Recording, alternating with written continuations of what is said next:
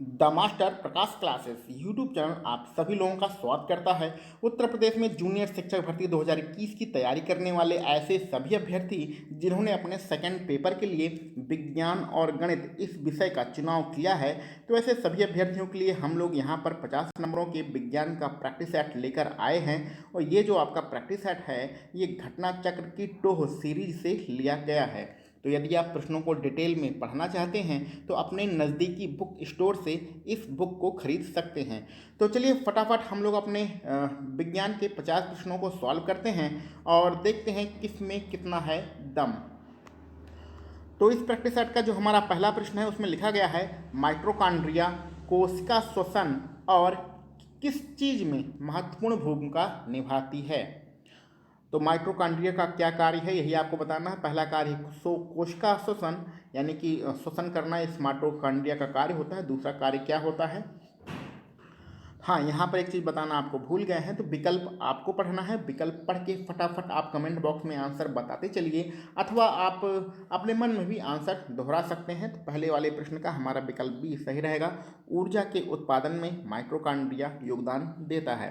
चलिए आगे बढ़ते हैं अपने दूसरे प्रश्न पर। चुंबकीय क्वांटम संख्या जो है, चुंबकीय क्वांटम संख्या किसका निर्धारण करती है।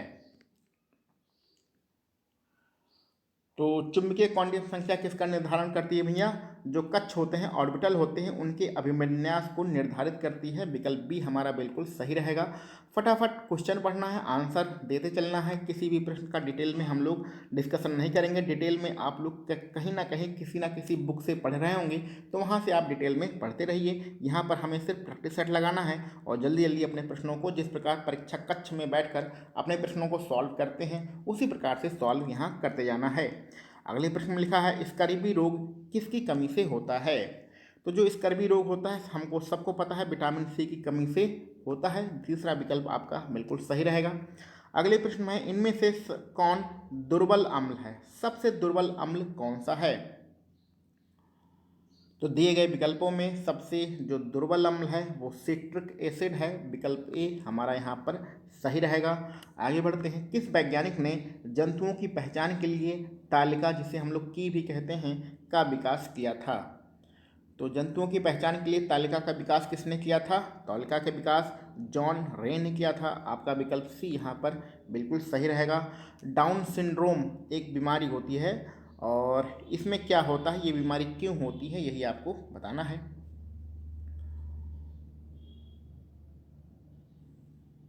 तो भैया बहुत ही आसान है, डाउन सिंड्रोम। यहाँ पर आपका विकल्प भी सही रहेगा। जो 21वें नंबर के गुणसूत्र होते हैं उसमें दो के बजाय त्रिसूत्रा होती है, यानी तीन परत होती है, तीन लेयर होते हैं, इसलिए मतलब दो गुणसूत्र की बजाय तीन होते हैं जो आपके 21वें गुणसूत्र में होते हैं। तो इसी को हम लोग डाउन सिंड्रोम कहते हैं, जिसमें इंसान क्या होता है, उसका अल्प विकसित माइंड होता है। तो बहुत ही खतरनाक बीमारी है। चलिए आगे बढ़ते हैं अपने 7वें नंबर के प्रश्न पर। डिटेल में आप इसको पढ़ लीजिएगा किसी बुक से। यहाँ पर हम लोग डिटेल में चर्चा करने वाले नहीं हैं। आप लोग सुबह से लेकर शाम तक जितना भी पढ़ते हैं उसमें से आपको कितना याद है और क्या आप भूल चुके हैं, कितना आप कर सकते हैं, उन्हीं सब चीज़ों के लिए प्रैक्टिस सेट लगाया जाता है। तो 7वें नंबर पर पढ़ते हैं। इसमें कह रहा है, निम्न में से ऐसा कौन सा पौधा है जिसके रंध्र होते हैं, यानी छिद्र होते हैं, दिन में बंद हो जाते हैं और रात में खुलते हैं। तो ऐसा कौन सा पौधा भैया, ऐसा कैक्टस है जो कि मरुस्थल में उगता है, कैक्टस पौधा। विकल्प भी हमारा यहाँ पर बिल्कुल सही रहेगा। अगले प्रश्न में आपको प्रकाश संश्लेषण की जो क्रिया है उसका फार्मूला बताना है, इसमें से कौन सा उसका समीकरण सही रहेगा। तो ध्यान से विकल्पों को देख लीजिए। यहाँ पर आपका विकल्प भी सही होगा। CO2 कार्बन डाइऑक्साइड और H2O जल मिलके क्या बनाते हैं, सबसे पहले ऑक्सीजन बनाते हैं। प्रकाश संश्लेषण क्रिया में ऑक्सीजन जरूर निकलता है, H2O थोड़ा बहुत पानी भी निकलेगा, और सबसे इम्पॉर्टेंट पौधे अपना भोजन बनाते हैं, यानी ग्लूकोज C6H12O6, ये ग्लूकोज का फार्मूला होता है। तो यहाँ पर विकल्प भी हमारा प्रकाश संश्लेषण क्रिया का समीकरण है। 9वें नंबर पर चलते हैं, निम्नलिखित में से किसके दहन से वायु प्रदूषण होता है। तो किसके दहन से होगा, कोयला, डीजल, पेट्रोल सब वायु प्रदूषण उत्पन्न करते हैं, यानी कि यहाँ पर विकल्प डी हमारा एक बिल्कुल सही है। आगे बढ़ते हैं 10वें नंबर पर। निकाय के ताप में अगर 50 डिग्री सेंटीग्रेड का परिवर्तन किया जाए तो केल्विन स्केल पर ताप में कितना परिवर्तन होगा। तो इसका फार्मूला आपको पता होना चाहिए। केल्विन मतलब के बराबर होता है C प्लस 273 ठीक है। और सी का मान कितना दिया है 50, तो 50 में आप 273 जोड़ देंगे, ये आपका फार्मूला होता है। इसमें 50 में आपको 273 जोड़ना है, तो आपका कौन सा विकल्प सही होगा 323 केल्विन, यानी कि विकल्प भी हमारा बिल्कुल सही रहेगा। आगे बढ़ते हैं, ध्वनि का तारत्व किस पर निर्भर करता है। तो जो ध्वनि का तारत्व होता है वो ध्वनि की आवृत्ति पर निर्भर करता है, विकल्प ए हमारा बिल्कुल सही है। चलिए आगे बढ़ते हैं, दिए गए क्षेत्र से गुजरने वाली चुंबकीय बल रेखाओं की जो संख्या होती है उसे हम लोग क्या कहते हैं। तो चुंबकीय बल रेखाओं की जो संख्या होती है उसको हम लोग चुंबकीय फ्लक्स कहते हैं, विकल्प सी हमारा यहाँ पर बिल्कुल सही है। 1 किलोवाट घंटा किसका मात्रक होता है। तो 1 किलोवाट घंटा जो होता है वो ऊर्जा का मात्रक होता है, आपका पहला वाला विकल्प बिल्कुल सही है। आगे बढ़ते हैं, टेक्स्ट एवं तस्वीरों को भेजने के लिए किस उपकरण का उपयोग किया जाता है। तो टेक्स्ट यानी कि जो हम लोग मैसेज भेजते हैं, मैसेज भेजने के लिए और तस्वीरें भेजने के लिए किसका उपयोग किया जाता है। भैया मोबाइल करते हैं, व्हाट्सएप का करते हैं, ठीक है। लेकिन यहाँ मोबाइल और व्हाट्सएप आपके विकल्प में नहीं है, तो टेक्स्ट अथवा तस्वीरें भेजने के लिए ये मोबाइल आने से पहले की बात हो रही है, तो यहाँ फैक्स मशीन एक होती है उसका यूज करते हैं, विकल्प सी हमारा यहाँ पर बिल्कुल सही रहेगा। 15 नंबर पर चलते हैं, धातुओं की वेल्डिंग के लिए निम्न में से किन गैसों के मिश्रण का उपयोग किया जाता है। तो धातुओं की वेल्डिंग करना हो तो हम लोग किसका उपयोग करते हैं, ऑक्सीजन और एसिटिलीन का, आपका 15 नंबर में विकल्प डी बिल्कुल सही है। सारे विकल्पों को आपको फटाफट देखते जाना है और आंसर भी बताते चलना है। नाभिक का परमाणु क्रमांक किसके बराबर होता है। तो बहुत ही आसान प्रश्न है, परमाणु क्रमांक किसके बराबर होता है, प्रोटॉनों की संख्या के बराबर होता है, आपका सी वाला विकल्प बिल्कुल सही है। 17 नंबर पर बढ़ते हैं, 1 मिनट।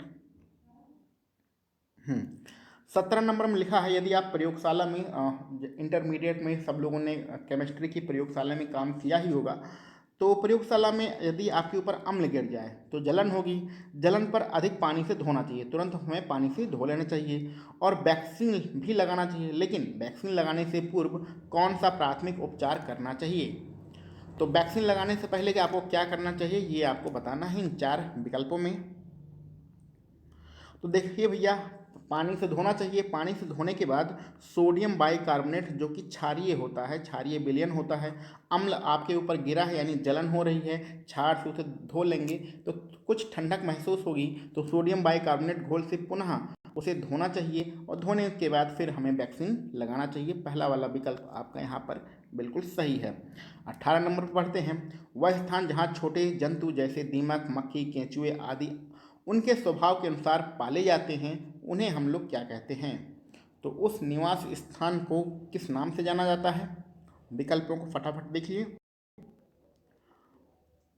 तो उसे हम लोग टेरेरियम कहते हैं, विकल्प सी हमारा यहाँ पर बिल्कुल सही रहेगा, टेरेरियम, ठीक है। चलिए आगे बढ़ते हैं, ट्रैफिक जो सिग्नल होता है उसमें लाल रंग का प्रकाश प्रयोग में लाया जाता है, ऐसा क्यों होता है। तो बहुत ही आसान प्रश्न है, क्योंकि जो लाल रंग होता है उसकी तरंगदैर्घ्य सबसे ज़्यादा होती है, उसकी लंबाई सबसे ज़्यादा होती है, तो लाल रंग बहुत दूर से ही हमें दिखाई देता है, ठीक है। 20 नंबर चलते हैं, कॉस्मिक जो किरणें होती हैं वो क्या होती हैं, किस प्रकार की किरणें होती हैं। तो कॉस्मिक जो किरणें होती हैं वो एक प्रकार से आवेशित कण होते हैं, पहला वाला विकल्प दिए गए विकल्पों में से सबसे सही है।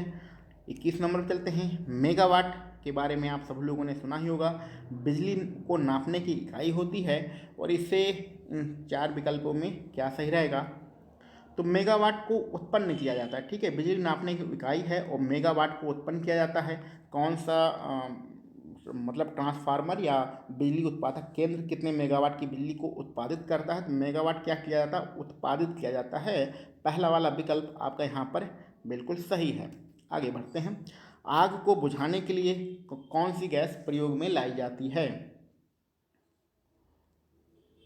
तो यहाँ पर सबसे ज़्यादा ज़रूरी है कि आग लगती कैसे है, जब तक ऑक्सीजन नहीं रहेगा तब तक आग नहीं लगेगी, ऑक्सीजन के कारण ही आग लगती है, जहाँ ऑक्सीजन होता है वहीं पर आग लगती है। तो ऑक्सीजन का दुश्मन कौन है, ऑक्सीजन का दुश्मन है कार्बन डाइऑक्साइड, पौधे क्या करते हैं, कार्बन डाइऑक्साइड लेते हैं, ऑक्सीजन छोड़ते हैं। हम लोग क्या करते हैं, ऑक्सीजन लेते हैं, कार्बन डाइऑक्साइड छोड़ते हैं। दोनों एक दूसरे के अपोजिट हैं।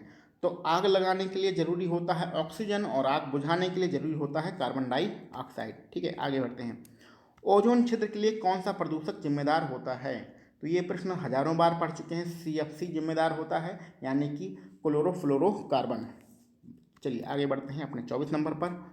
ओजोन के बारे में सब लोग जानते होंगे। ओजोन गैस जो है वो ऑक्सीजन का एक होता है।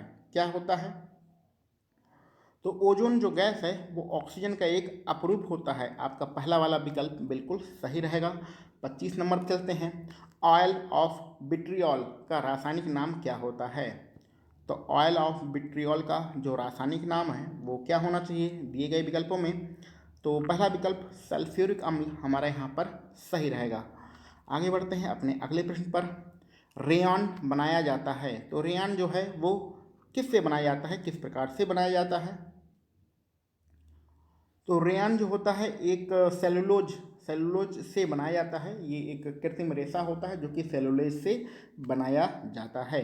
चलिए आगे बढ़ते हैं अपने अगले 27 नंबर के प्रश्न पर। पूर्ण आंतरिक परिवर्तन जो होता है वो संभव होता है, कहाँ पर संभव होता है? तो पूर्ण आंतरिक जो परिवर्तन है वो संभव है और जब प्रकाश किस में चलता है, जब प्रकाश कांच से होकर गुजरता है। कांच मतलब प्रिज्म, आप समझ लीजिए प्रिज्म में पूर्ण आंतरिक परिवर्तन हो जाता है। तो कांच से होकर गुजरने पर प्रकाश का पूर्ण आंतरिक परिवर्तन होता है। विकल्प डी यहाँ पर हमारा बिल्कुल सही है। 28 नंबर चलते हैं। एम द्रव्यमान कोई वस्तु है जिसका द्रव्यमान एम है, ठीक है, और वस्तु नहीं सॉरी कण है, और कण का संवेग कितना है, p है। अब इसकी गतिज ऊर्जा का क्या फार्मूला होगा ये आपको बताना है। तो चलिए इसका फार्मूला हम बता देते हैं, आप इसको सॉल्व कर लीजिएगा। देखिए जो संवेग का फार्मूला होता है p बराबर होता है एम वी, ठीक है, जहाँ m द्रव्यमान है, v वेग है और p हमारा संवेग है। गतिज ऊर्जा का जो फार्मूला होता है k बराबर हाफ एम वी स्क्वायर, ठीक है।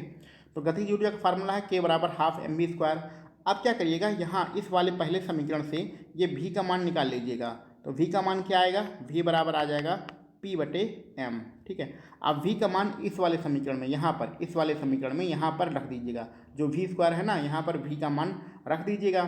जब v का मान आप रखेंगे तो फिर उसके बाद सॉल्व करेंगे। जब सॉल्व करेंगे तो आपका k बराबर आ जाएगा, क्या आ जाएगा, p स्क्वायर अपॉन 2m, ठीक है। तो k मतलब गतिज ऊर्जा बराबर संवेग का वर्ग बटे 2m आपका आ जाएगा। और ये किस विकल्प में दिया रहेगा, ये विकल्प डी में दिया रहेगा। इस प्रकार विकल्प डी आपका बिल्कुल सही रहेगा। इसको आप सॉल्व कर लीजिएगा। चलिए आगे बढ़ते हैं। तेल के हाइड्रोजनीकरण में प्रयुक्त उत्प्रेरक कौन सा होता है? तो तेल के हाइड्रोजनीकरण में हम लोग निकेल का प्रयोग करते हैं। आपका विकल्प बी यहाँ पर बिल्कुल सही रहेगा। 30 नंबर पे आगे बढ़ते हैं। निम्न में से कौन अमोनियम सिल्वर नाइट्रेट विलयन के साथ सफ़ेद अवक्षेप देता है? तो अमोनियम सिल्वर नाइट्रेट विलयन के साथ सफ़ेद अवक्षेप कौन देता है? तो ये आपके हाई स्कूल लेवल के सारे समीकरण हैं जो आपको रटना है, जो आपको पढ़ना है। कक्षा 9 और 10 में जितने भी समीकरण लिखे गए हैं रसायन विज्ञान के बुक में वो इम्पॉर्टेंट है, उसको एक बार देख लीजिएगा। यहाँ पर आपका जो विकल्प सही रहेगा वो एसिटिलीन रहेगा। विकल्प सी यहाँ पर बिल्कुल सही है। 30 नंबर चलते हैं। पारिस्थितिकी निकाय में ऊर्जा का प्राथमिक स्रोत कौन सा होता है? तो जो प्राथमिक स्रोत है पारिस्थितिकी निकाय में सबको पता है कौन सा होता है भैया प्राथमिक स्रोत, ऐसे तो गलती करना ही नहीं है। तो प्राथमिक स्रोत जो होता है सौर ऊर्जा होते हैं, क्योंकि सभी जीव जंतुओं को, सभी जो भी है इस धरती पर, सबको जो ऊर्जा मिलती है सौर ऊर्जा से ही ऊर्जा प्राप्त होती है। विकल्प सी हमारा बिल्कुल सही है। आगे बढ़ते हैं 32 नंबर पर। निम्न में से कौन किसी जल निकाय में घनत्व प्रवणता को दर्शाता है? तो घनत्व प्रवणता को कौन दर्शाता है, यानी किसके माध्यम से घनत्व प्रवणता का हमें पता चलता है? तो यहाँ पर हमारा जो आपका विकल्प सी दिख रहा है पिक्नोक्लाइन हमारा विकल्प सी बिल्कुल सही रहेगा। चलिए 33 नंबर चलते हैं। वह गैस कौन सी है जो धान के खेत से उत्सर्जित होती है तथा भूमि के तापमान में वृद्धि करती है? तो धान के खेतों में कौन सी गैस पाई जाती है भैया? मीथेन गैस पाई जाती है, ठीक है। विकल्प डी हमारा बिल्कुल सही है।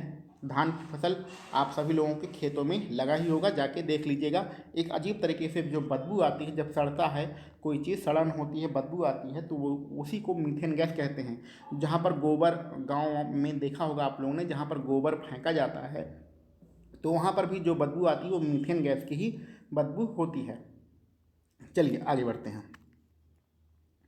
वैज्ञानिकों की निम्न टीमों में से किसने सबसे पहले अंटार्कटिका के ऊपर ओजोन छिद्र का पता लगाया था? तो सबसे पहले किसने पता लगाया था? सबसे पहले ब्रिटेन के लोगों ने लगाया था। विकल्प हमारा डी यहाँ पर बिल्कुल सही है। घड़ियाल सर्वाधिक मात्रा में कहाँ पाए जाते हैं? तो घड़ियाल जो है सर्वाधिक मात्रा में गंगा नदी में पाए जाते हैं। विकल्प ए यहाँ पर हमारा बिल्कुल सही है। आगे बढ़ते हैं 36 नंबर पर। अंतरिक्ष यात्री निर्वात में सीधे खड़े नहीं रह सकते हैं, ऐसा क्यों होता है? तो निर्वात में सीधे हम लोग खड़े क्यों नहीं हो सकते हैं? क्योंकि वहाँ पर कोई गुरुत्वाकर्षण होता ही नहीं है। पहला वाला विकल्प हमारा बिल्कुल सही रहेगा। चलिए आगे बढ़ते हैं। पानी के एक गिलास में एक बर्फ का टुकड़ा तैर रहा है। जब बर्फ पिघलती है तो पानी के स्तर पर क्या प्रभाव पड़ेगा? सोच समझ के आंसर देना है। तो भैया पानी के स्तर पर कोई प्रभाव नहीं पड़ेगा, पानी का स्तर उतना ही रहेगा। विकल्प सी हमारा यहाँ पर सही रहेगा। आगे बढ़ते हैं। किसी वस्तु के त्रिविमीय प्रतिरूप को अंकित तथा पुनरावृत्ति करने की जो तकनीक होती है उसका क्या नाम है? तो त्रिविमीय जो तकनीक होती है उसको हम लोग होलोग्राफी कहते हैं। आपका विकल्प डी यहाँ पर बिल्कुल सही रहेगा। 39 नंबर पे आगे बढ़ते हैं। यदि एक ऐनक के लेंस की पावर 2 डायोप्टर है तो उसकी फोकस दूरी क्या होगी? तो चलिए इसका फार्मूला आपको याद नहीं होगा, फार्मूला बता देते हैं। जो फोकस दूरी होती है F बराबर 1/P। P फॉर होता है, यहाँ D भी लिख सकते हैं डायोप्टर, P फॉर होता है पावर। तो 1 किस में होता है? 1 मीटर, ये मीटर में है, ठीक है। तो 1 मीटर बटे P फॉर्म होता है पावर। तो हमें F निकालना है, तो 1 मीटर को 100 सेंटीमीटर में कन्वर्ट कर लीजिए। इसको 100 सेंटीमीटर में कन्वर्ट कर लेंगे और P का मान कितना है? 2 लिखा है। 2 का भाग 100 में देंगे तो कितना आ जाएगा आंसर आपका? 50 आंसर आ जाएगा। 50 सेंटीमीटर आपका आंसर रहेगा। तो विकल्प सी यहाँ पर हमारा बिल्कुल सही रहेगा। चलिए 40 नंबर पर बढ़ते हैं। सूर्य के प्रकाश में रंगों की संख्या कितनी होती है? देखिए बच्चों वाला क्वेश्चन है, गलत नहीं करना है। तो टोटल कितने रंग होते हैं सूर्य के प्रकाश में? 7 रंग होते हैं। चलिए आगे बढ़ते हैं। निम्नलिखित में से किस ग्रुप के जंतु प्रायः रात्रिचर होते हैं? तो ये 4 ग्रुप आपको दिया गया है, इनमें से कौन से जानवर रात्रिचर हैं, जरा बताइए। तो 41 नंबर में क्या होगा भैया?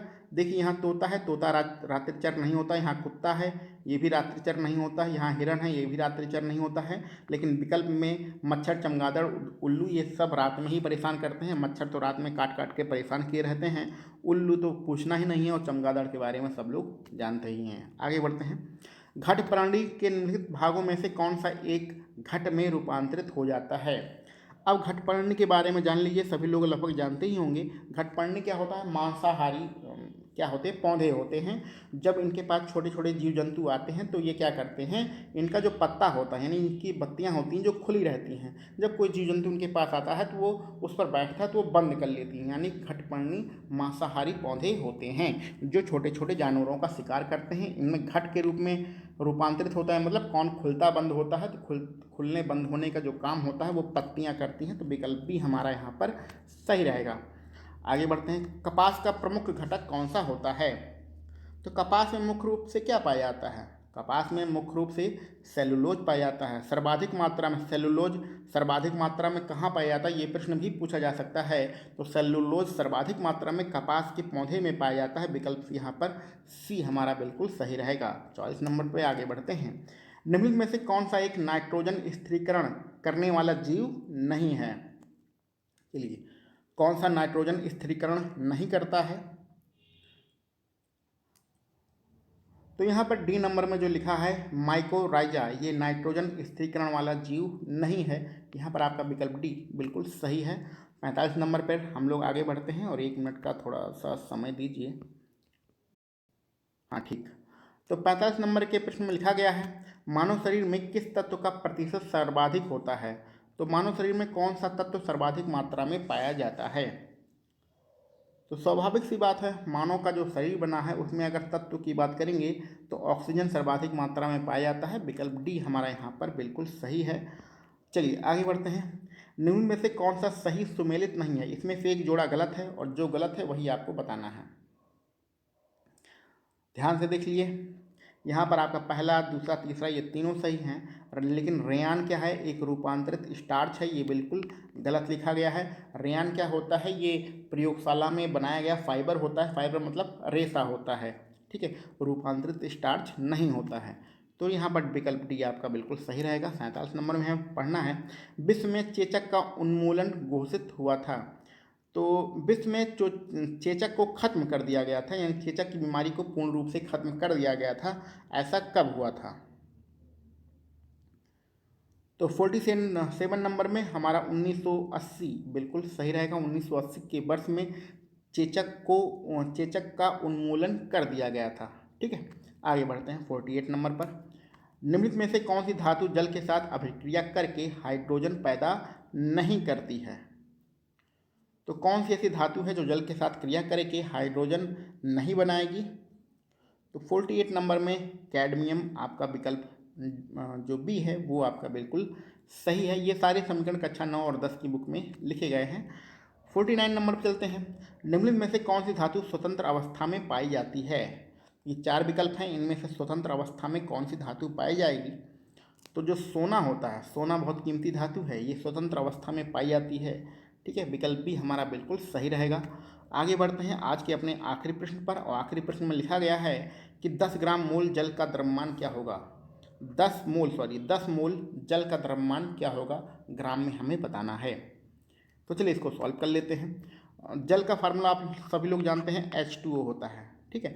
तो 1 मोल, 1 MOL, मोल बराबर होता है H2O, H का परमाणु क्रमांक 1, 2 यहाँ 2 रहेगा और O का कितना रहेगा? 16। तो 1 गुणे 2 और प्लस 16 कितना हो जाएगा? 18। ये 1 मोल का है, 1 मोल का 18, 10 मोल का कितना हो जाएगा? 180। 180 कहाँ है? विकल्प बी में है, तो विकल्प बी 180 ग्राम हमारा बिल्कुल सही रहेगा।